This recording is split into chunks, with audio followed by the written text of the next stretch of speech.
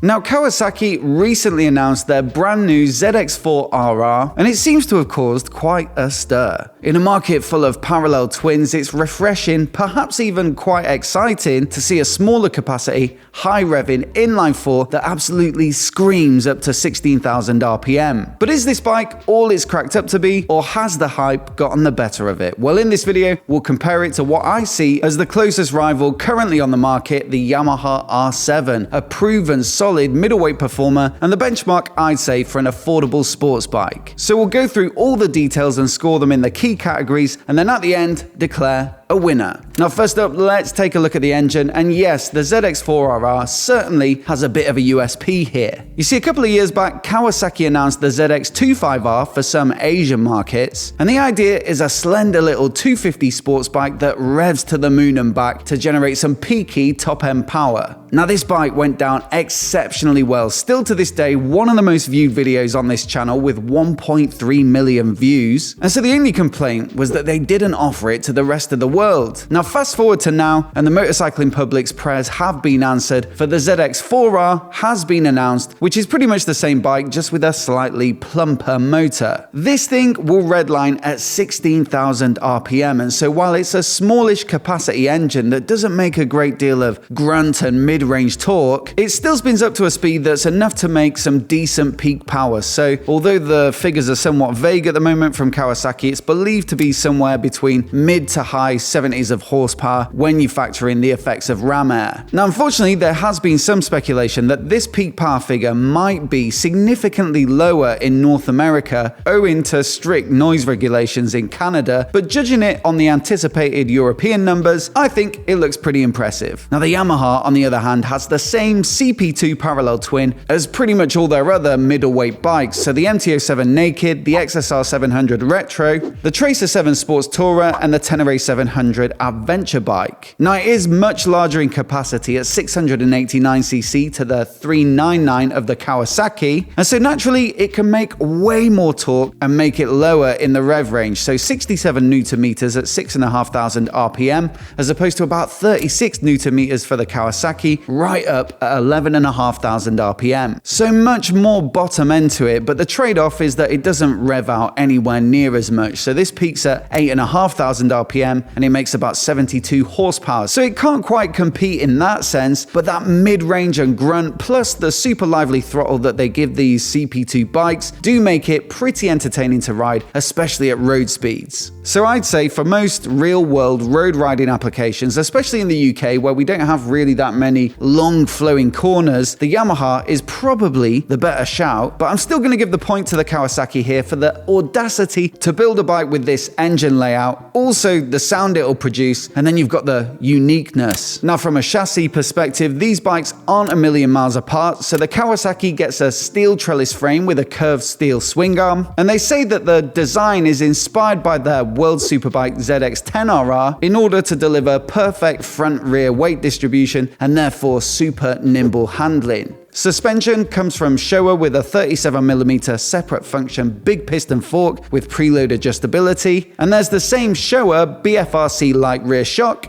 as the Ninja ZX-10R. Brakes are own branded with a pair of 4-pot radially mounted monoblock calipers, and it gets a pair of 290mm discs at the front and a single 220 at the rear. As for tires, there's a 120x70 up front and a 160x60 on the rear, and you've got Dunlop providing their GPR 300s. Now, these are described as urban sport tires, so built for a bit of commuting as well as quicker riding, and with relatively modest power levels on tap, they ought to be up to the job. Now, the R7 gets a steel diamond frame with an aluminium center brace, and it's suspended on KYB suspension. With this one, you get full adjustability on the fork, so a little more customization to how this bike rides, and then a horizontal rear shock with preload and rebound. Brakes are on slightly larger 298mm discs at the front, and they're comparable in terms of caliper specs, although this bike does get a radial Brembo master cylinder, which gives it a really nice feel and crispness at the lever. Then you've got the fatter tire tire on the rear too, so a 180/55 for that proper sports bike look. And the stock Bridgestone S22 tires are more sports biased as well. So I think I'm leaning towards the R7 on this one. More suspension adjustability, better tires, the Brembo master cylinder, and they're absolutely tied on weight at 188 kilograms each curb.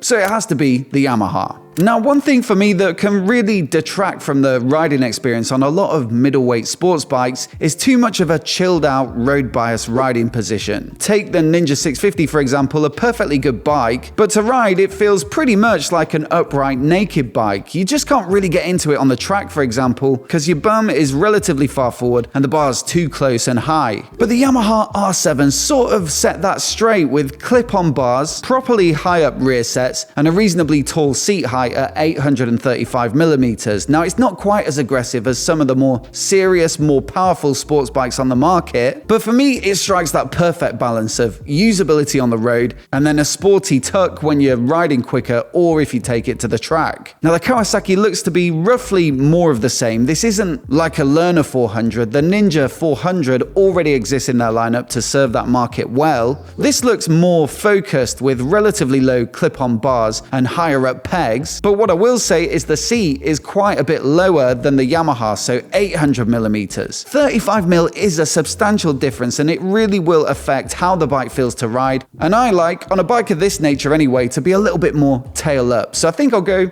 for the Yamaha again. Now, where this bike starts to fall down a little bit is if you like your features and tech, because it's super simple, just like all of the CP2 powered Yamahas. You get a basic LCD display that gives you all the essential riding information, but nothing more really. And there are no riding modes, no traction control, no cornering sensitive interventions, just basic ABS. And the most fancy thing really is the quick shifter on the upshift, but that's about 140 quid as an accessory. The Kawasaki though couldn't be much more different, so that gets a TFT color display and that allows you to manage 4 riding modes, so sport, road, rain and custom, and within that you can choose from 2 power modes and 3 levels of traction control. Then you've got the quick shifter which works on both the up and down shift, and it comes as standard on the RR model. Now there's also some phone connectivity if that's your cup of tea, and so this one has to go to the Kawasaki, there's no question about it. Now before we get onto the next couple of categories, I just want to say a quick thanks to today's video sponsor, and that's Speedo Angels. Replacing a damaged or scratched Speedo can cost hundreds if not thousands, but Speedo Angels make these dash protectors that cost just a few quid. Now they make them for the R7 and no doubt they'll have one for the Kawasaki too as soon as they hit UK shores, so pick up yours through the link in the description and you'll also find a 20% discount code down there too, specifically for our viewers. So once again, a massive thanks to Speedo Angels for their support. Looks wise, well, this is a big part of owning any bike, and I think both deliver plenty of the character and swagger of their larger siblings. So the Kawasaki's green and angular bodywork definitely has clear echoes of their ZX-10RR, and that's exactly what you want when you're buying your way into a brand at a lower price point. The R7 on the other hand is a little bit more sleek and subtle, but it definitely has a shade of R1 about it with the projector headlights at the front. And so personally, I'd be happy on either, and I think I'll have to call this one evens, but do let me know which you think is the better looking bike down in the comments. So look, the decider for this one comes down to the price, and the UK price for the Kawasaki is yet to be announced, but in the US it comes in at $9,699, which puts it right in direct competition with the R7 at $9,199. Both are around the same ballpark. The Yamaha biases a little bit more towards the chassis mechanicals. The Kawasaki gives you that distinctive engine character and a bit more tech. And so it's very close to call, but I think